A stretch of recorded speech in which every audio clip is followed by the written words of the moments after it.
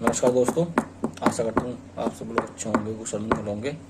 तो कल हमने बात जो की थी वो की थी युवाओं में आत्महत्या आखिर क्यों हो रही है आजकल। तो उसी विषय को आज आगे बढ़ाएंगे। उस पे जो कुछ मैंने पॉइंट आइडेंटिफाई किए हैं कुछ, तो उसके 4 मुख्य कारण हैं। पहला, परिवार, माता पिता, उनका प्रेशर होता है कुछ। दूसरा, स्वयं बच्चे कुछ गलत डिसीजन ले लेते हैं, अपनी बात को कह नहीं पाते हैं, या फिर कुछ गलत संगत का प्रभाव पड़ जाता है। तीसरा, वो कोचिंग संस्थान जहाँ वो बच्चे पढ़ते हैं, वहाँ से मिलने वाला गाइडेंस कुछ उन्हें भटकाव महसूस करा देता है या फिर कुछ प्रेशर डाल देता है जिसको बच्चे हैंडल नहीं कर पाते हैं। चौथा होता है अपना आस पड़ोस, आपका परिवेश, आपके समाज, या मैं बोलूँ आपका आसपास का जो वातावरण होता है, तो उसका जो एक नेगेटिव एनर्जी या कुछ उसमें कुछ लोग होते हैं जो कि बच्चों को भटकाव का कारण हो जाते हैं। तो उस वजह से भी ये सब चीज़ें हो रही हैं।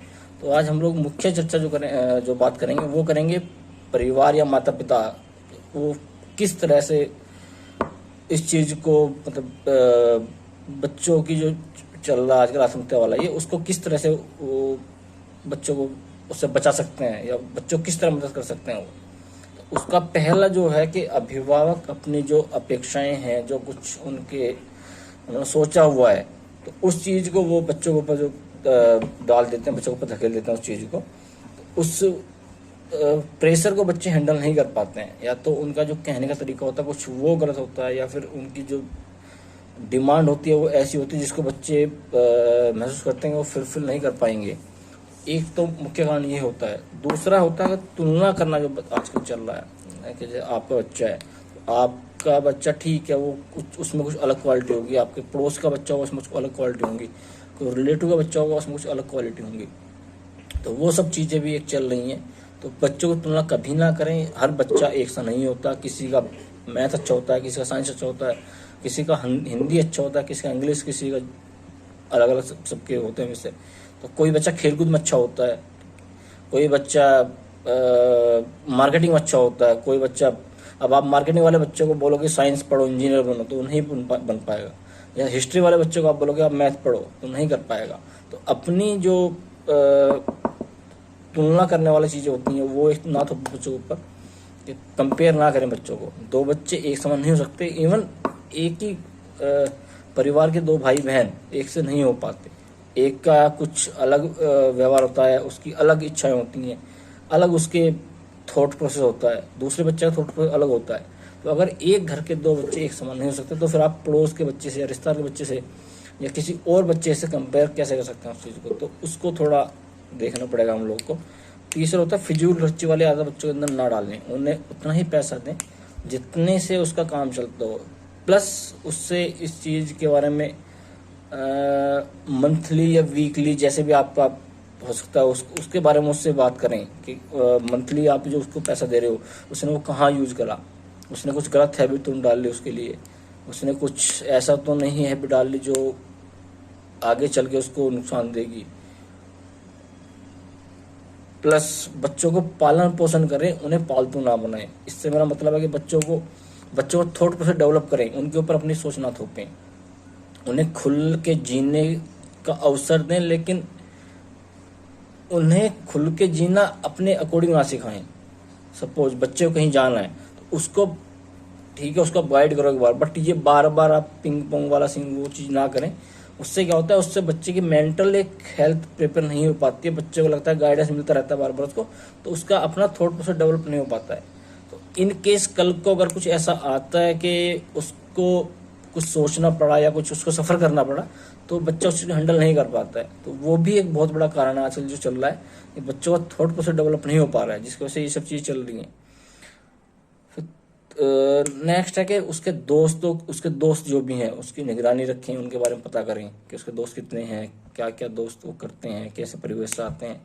वो सब चीज़ें भी आपको देखनी पड़ेगी। कई बार होता है कि बच्चे जो है कुछ गलत बच्चों संगत में पड़ जाते हैं, या कुछ ऐसे बाहरी कुछ लोग उनके उसमें आ जाते हैं, तो बच्चे गलत मार्ग पे चल जाते हैं। और फिर वो जब उन्हें लगता है कि कुछ गलत हो गया तो फिर वो डिस्कस नहीं कर पाते हैं इस चीज़ को, और वो गिल्ट में कुछ ऐसा कदम उठा लेते हैं जो कि बहुत खतरनाक होता है। उस चीज़ का थोड़ा ध्यान रखें और अपने काम बच्चों को स्वयं करना सिखाएं। बच्चों को जैसे कभी कभी उनसे खाना बनवाने सिखाएं, खाना बनवाएं। कभी कभी उनको जो है कपड़े धोना सिखाएं, ताकि वो जब बाहर जाएं कभी तो वो उस चीज़ को टैकल कर पाएं। अब जो अभी होता है, बच्चे कोचिंग के लिए आप बाहर भेजते हो, ठीक है, उसको वहाँ हॉस्टल में रहना पड़ता है, वहाँ पे सब काम खुद करने पड़ते हैं, तो बच्चों को ना वो बर्डन टाइप लगता है, जिससे घुटन होती है, उससे भी वो सब चीज़ें आती हैं। तो ये सब चीज़ थोड़ी सिखाएं बच्चों को, जिससे वो सेल्फ डेवलप बने और अपने काम खुद अपना खुद ख्याल रख सके। तो यही मेरा आज का टॉपिक था। ज़्यादा कुछ मैं इसमें नहीं कहूँगा। तो बाकी फिर नेक्स्ट जो है अपना कि बच्चा स्वयं कैसे उस चीज़ को ओवरकम कर सकता है, स्वयं उस चीज़ से कैसे बच सकता है, उस पर फिर अभी हम नेक्स्ट डिस्कस करेंगे। बट आज के लिए इतना ही। बहुत बहुत धन्यवाद आपका। तो इसके अलावा कुछ बेसिक लक्षण होते हैं बच्चों में जो आपको देखने चाहिए कि अगर ये लक्षण आपके बच्चे में आ रहे हैं तो फिर बच्चे को काउंसलिंग की ज़रूरत है या फिर उसको आपकी सहायता की ज़रूरत है। तो उसका पहला लक्षण होता है कि बच्चा शराब, सिगरेट या ड्रग्स या कुछ ऐसा तो व्यसन नहीं कर रहा जो कि उसकी उम्र के लिहाज से या फिर उसके भविष्य के लिहाज से सही नहीं है, या फिर कोई ऐसी विकृति तो बच्चे के अंदर नहीं आ गई है कि जिससे बच्चे को भविष्य में चलकर कोई तकलीफ हो सकती है, कोई दिक्कत हो सकती है, या फिर कुछ भटकाव आ सकता है। दूसरा, अगर बच्चा अधिक पैसे की डिमांड आपसे कर रहा है तो फिर आपको उस चीज़ को देखना चाहिए, आपको उससे पूछना चाहिए कि पैसा क्यों चाहिए। अगर बच्चा कहता है किताबें चाहिए, मेरे को ये चाहिए, तो फिर वो चीज़ आपको ट्राई करना चाहिए कि आप उसको अपने तरफ से वो सब चीज़ें ला के दें। प्लस अगर बच्चा आपसे कह रहा है कि मैं बात नहीं करूँगा या मुझे इस बारे में बात नहीं करनी है, कुछ नहीं कहना है, तो फिर आपको पता करना चाहिए कि ऐसा क्या हुआ कि बच्चा अगर ऐसी बातें कर रहा है तो उसके अंदर कुछ नेगेटिविटी तो नहीं आ गई है कुछ, या कोई ऐसा चीज़ तो नहीं है जो आपसे छुपा रहा है, बताने नहीं चाह रहा है, या फिर बात बात में चिढ़ रहा है, या फिर गुस्सा कर रहा है, या फिर मोबाइल का यूज ज़्यादा कर रहा है।